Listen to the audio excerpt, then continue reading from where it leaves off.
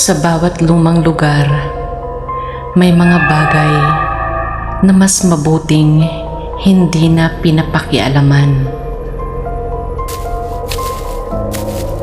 Ngunit minsan, ang kuryosidad ay siyang nagbubukas ng pintuan patungo sa kapahamakan.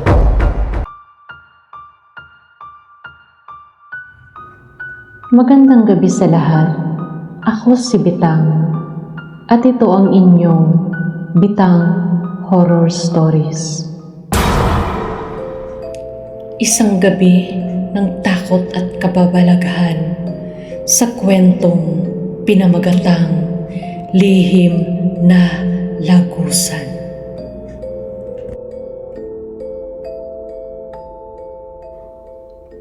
Sa isang liblib na bahagi ng Barangay Maligaya sa Laguna, may lumang paaralan na matagal nang hindi ginagamit.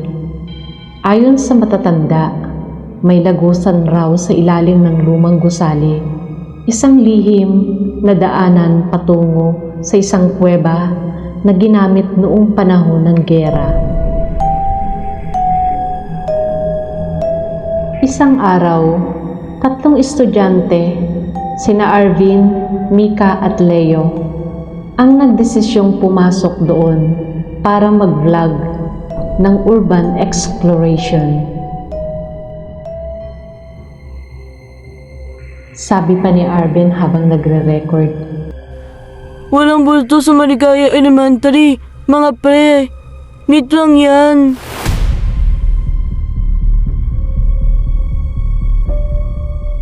Habang naglilibot sila, nakakita si Mika ng lumang trapdoor sa likod ng stage ng lumang gym.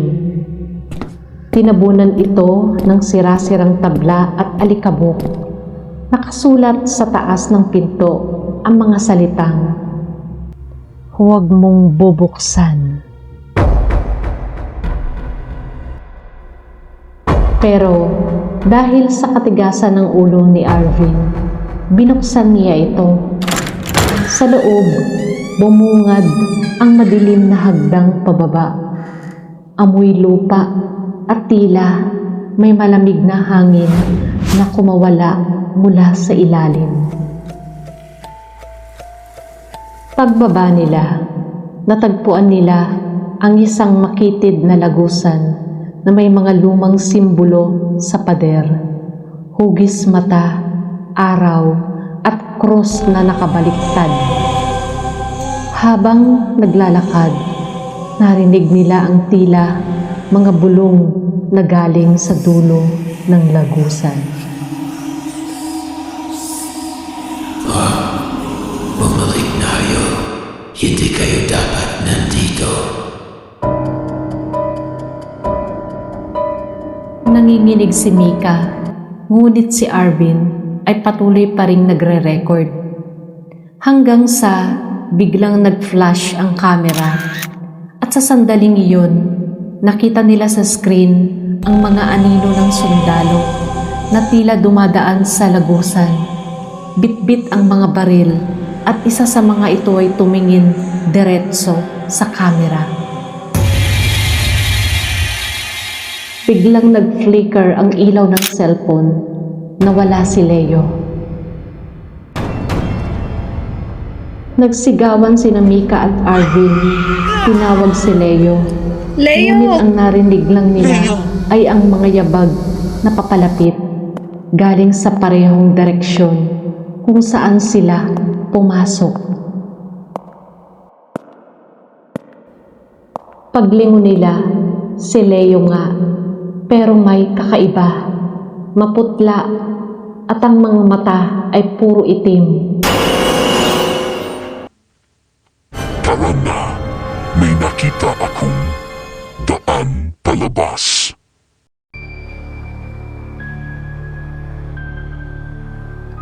Ngunit nang sundan nila, napansin ni Mika na ang mga paa ni Leo ay walang anino. Nang buksan ni Arvin ang flashlight, wala na si Leo. At sa pader ng lagusan, may nakasulat na bago gamit ang dugo. Isa na siya sa amin.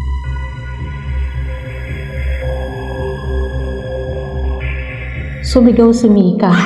Tumakbo sila paakyat. Ngunit nang marating nila ang ibabaw, iba na ang paligid. Hindi na iyon ang lumang paaralan, kundi isang sirang sementeryo, may mga nitso at kandilang nag-aalab. Sa gitna, nakatayo si Leo at sa kanyang bibig lumalabas ang tinig na hindi kanya. Ang lagusan ay daanan ng mga halodwa at ngayong nabuksan na ninyo ito, kayo na ang susunod.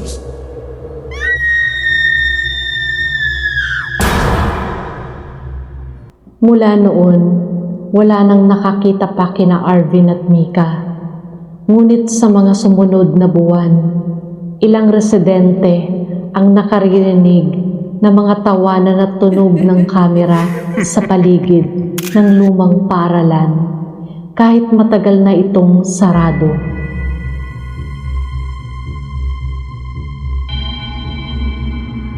Hindi lahat ng pinto ay dapat binubuksan dahil ang ilan sa mga ito hindi na muling magsasara.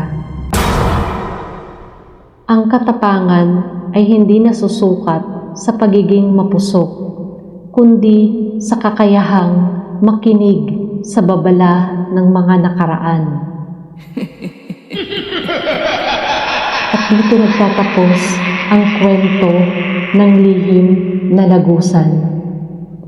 Kung nagustuhan mo ang kwentong ito, don't forget to like, share, and subscribe para sa mas marami pang nakakakilabot na kwento dito lang sa Bitang Horror Stories. Hanggang sa muli.